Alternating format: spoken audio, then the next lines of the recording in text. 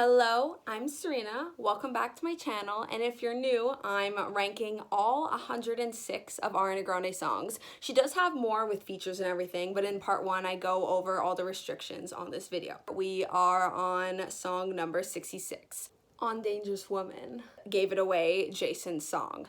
This song is incredible lyrically. It's definitely one of her strongest ones, and I feel like everyone is freaking out with like my hair. Gee, thanks, just bought it, or just like the whole song of my hair, like from Positions. But this is where it all started. Blow it out of scale, like my ponytail. Like this is where true stans know it started. The iconicness of her hair, like she acknowledged it. I'm no blow-up doll, no free-for-all, no slave to your decision. Like, this whole song is incredible. It matches the powerfulness of the lyrics sonically, and jazz. I would not be mad if we got a whole jazz album from Ariana. It definitely really suits her voice, but then again, what doesn't, to be honest?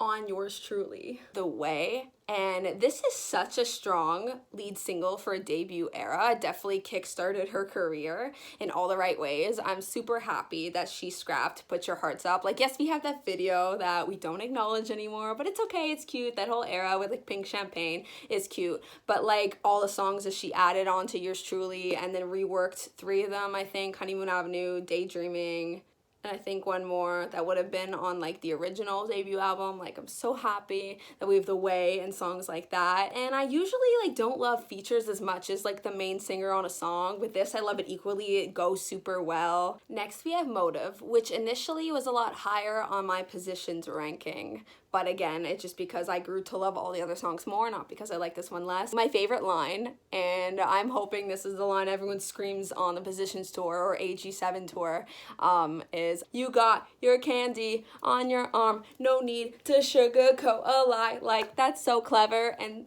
so catchy, but like the whole song, it's so much fun. But like to have a whole chorus, super repetitive, it's super catchy. It's like very friendly for like radio. Like, where is the 3rd official single, Ariana? Like, I'm waiting. Like, Motive is perfect. Welcome to this Christmas. This is actually only the 2nd song out of the 6 songs on Christmas and Chill that are on this ranking. So Intro is next, and that just shows how much I love this EP so much. Intro, what else is there to say? It just really grabs your attention right away and just kind of gives you a preview of what you're in for. It's kind of like an R&B Christmas. Literally, Christmas and Chill is the perfect title for this. Next, on Yours Truly, we have right there, "'Cause she listens and she cares and she put this on the Sweetener tour." Like, that's crazy that she just put this song on the tour when it wasn't like a lead single or anything like off of her first album, but then she didn't put like a smash hit like Problem on her tour, which just shows like she does what she wants and she knows what the fans want, and there you go. But the feature on this, I love her and Big Sean together. "Oh, you're looking so fine, you got me with Apollo on the moon." Like, it's so clever, and just how it starts is a party. Literally, "If you want to party, put your hands up." Like, does it match like the whole thing of the song, the message? Not really. But does it get you in the mood and hype for the song? Hell yeah, it does. Next, on Thank You Next, we got Bad Idea. And oh my god, I used to like not love this song. It got a lot higher on my Thank You Next ranking.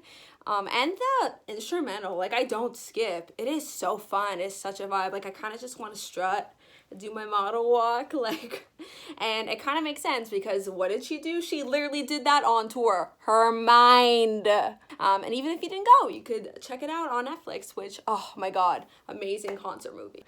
But yeah, Bad Idea is never a bad idea to listen to. Next on my everything, we got Love Me Harder, which, what else can I say other than it is so iconic that she sang it at all 3 of her world tours.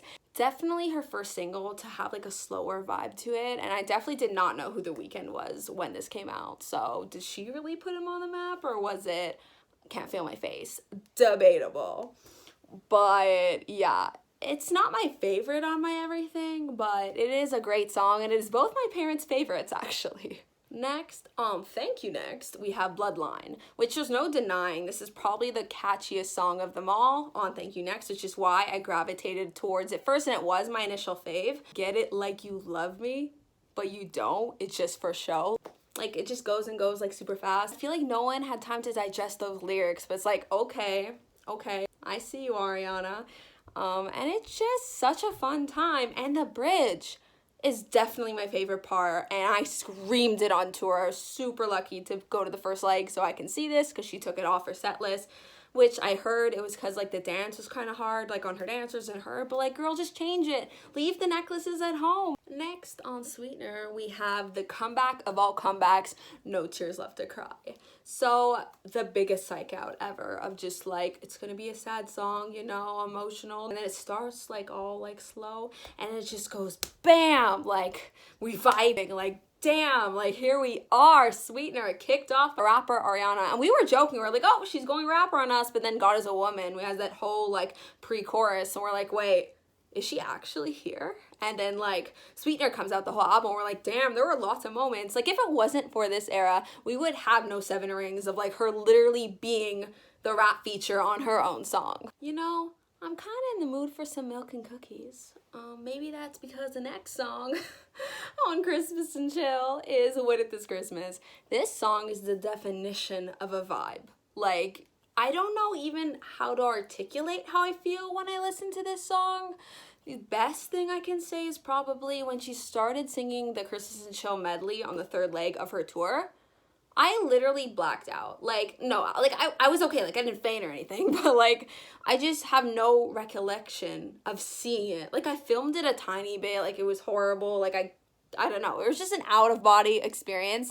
And that's what this project does to you. You see what I'm talking about? I forgot about Just Not on Christmas, which is the next song.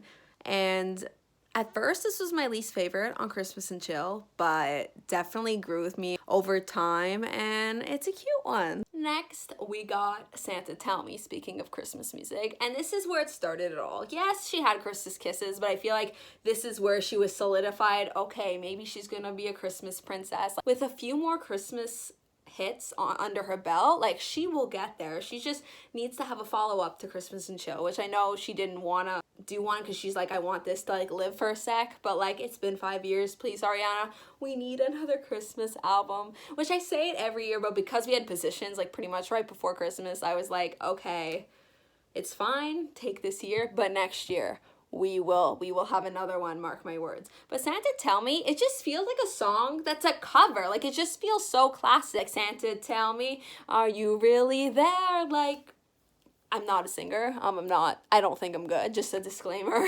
Okay, so next up on Thank You Next is Needy. This is gonna be another one y'all are gonna be pretty mad at. I do love Needy. Like, look how much I love the songs before this on this list. Like, cause I was in love with this snippet, but when the song came out, I heard that bell in the background. It just kept going and it kind of ruined it for me a little bit, but I will scream my heart out, like, for all the lyrics, like, in the verses. And I'm pretty proud of her for putting the song out into the world. Needy is a very vulnerable song, like, and she gave it to us, and I feel like we can all relate. I'm passionate and give no F's. That's me. Like, I put Needy pretty low considering like it's a lot of people's favorites. Next off Positions is Positions, and it's such a chill bop, and I feel like it's very underrated in a sense. Like once it came out, it didn't get that much hype like Thank You Next did, or No Tears Left to Cry, or even Dangerous Woman, because it doesn't have that like wow factor. Like it's very chill, and I feel like it was a great segue from Thank You Next, the album, to Positions, because it kind of had some Thank You Next elements in there, like it being super catchy and like poppy, but then we have that R&B like little taste into it, and it was a great like tease into the album in my opinion.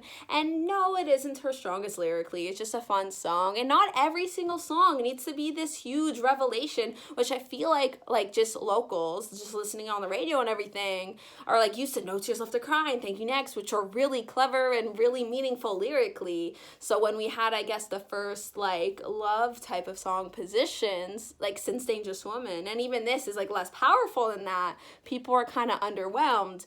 But I like those type of songs, so I'm here for Positions. And some of my like non-stan friends kind of like the song. Like they told me, I didn't tell them to like listen to it or anything, but they're like, Serena, this is like kind of a bop. And I'm like, I know, listen to everything ever. Next on Dangerous Woman, we have Moonlight.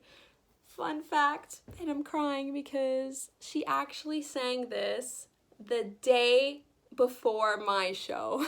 Like, she sang this in Dallas, and then mine was the Phoenix show, so it's kind of sad. But like Moonlight Under the Moonlight, wow, I know why y'all wanted that. And the bridge of the song, which I believe was the snippet, like that's what I like a lot more than the rest of the song, which is why I guess I didn't love it at first. But he's so bossy, he makes me dance, like, oh, how romantic. And then it just goes into Dangerous Woman, and we're like, whoa.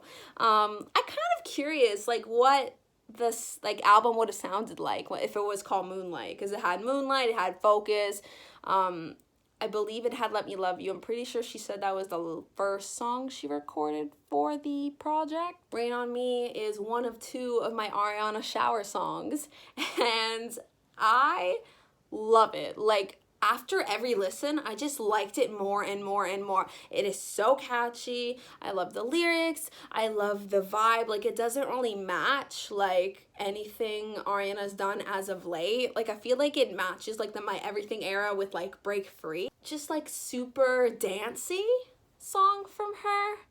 And I feel like I miss those songs from her, even though obviously she does what she wants now, and I do love that. But this is a cute little number, and it was with Lady Gaga, which slayed her part as well. Next on Dangerous Woman, we have Sometimes, which was my least fave initially, which again, I saw it live, you know the drill. I was on the floor, I touched some of the balloons, I was in the audience, and here we go, it got a lot higher. It's just such a cute song. Like, oh, like usually I get distracted and someone takes me and steals me away, but I'm not even thinking about leaving sometimes. And then just a bridge of like, it's hard to breathe when you're kissing me there, it's hard to do this, but it's like, it's hard to breathe when you're not there. Like, wow, what a plot twist. And I think it has a great addition on Dangerous Woman, because it's like, oh, usually, you know, I'm dangerous, you could have me, but I could leave at any moment. But for you, I'm kind of vulnerable in here, and it's hard to breathe when you're not there. Next up is my favorite song on Christmas Kisses by far, which is Snow in California, which it actually just snowed today because I live in Canada. I just think this is the cutest Christmas song on the face of the planet. Like, you know, my baby's in town, and, you know, I want him to stay, but he has like a flight, but please just make it snow. I'll even settle for rain. I'll settle. Like, he's the best gift. And just the way she sings too, like, if you haven't listened to in a while, I highly recommend. It is so adorable. It hits you in the feels, and is very underrated, like criminally underrated. Next, we have my other shower song on Positions, My Hair.